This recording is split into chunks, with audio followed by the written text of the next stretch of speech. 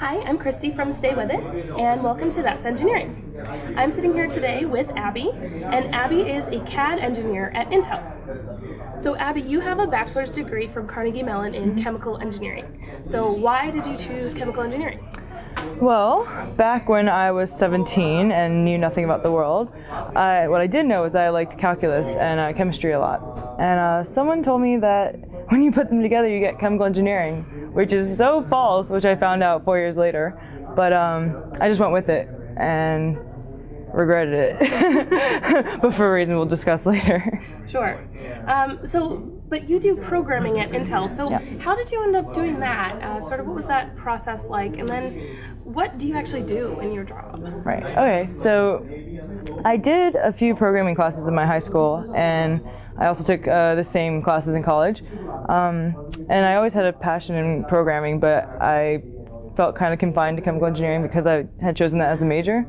But I was just perusing the job website for my college, CMU's, it's called Tartan Track, and I saw that Intel, my boss had posted something for mechanical engineers, chemical engineers, and electrical engineers for a programming job. With as long as you had minimal experience, you could apply. So I did, and they liked me, and now I'm here. But yeah, so what I do, I like to say I'm a code monkey.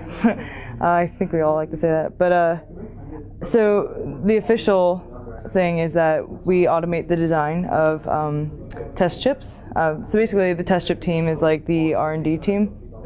And we draw out what the test chips look like, but it would take too long to do by hand. So we make a computer do it for us. Awesome. So even though you don't technically use chemical engineering in sort of your day-to-day job, what would you say the good things were about studying it at school? Definitely discipline. Definitely, for sure.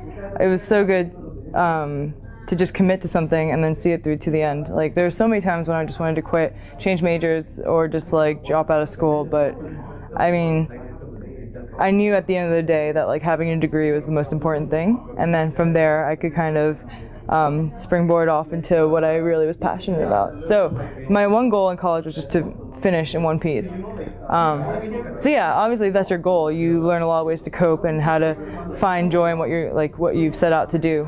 So yeah, I guess overall it made me less susceptible to quitting. Yeah. So what advice would you give to a student who might find themselves in the same position you were in, studying something that maybe they don't necessarily want to pursue as a career? Okay, two things. One is, it depends on what year you're in, because if you're early on and you realize you really don't want to do it, I would definitely suggest exploring other options. But if you're kind of late in the game, or you just don't feel like changing majors at all, I would definitely advise sticking with it. For what my second reason is, which is just because you majored in something doesn't mean you're confined to that at all. Like, I did chemie and now I'm doing programming. Like, I don't use anything from my education, pretty much, from my major curriculum in what I'm doing now.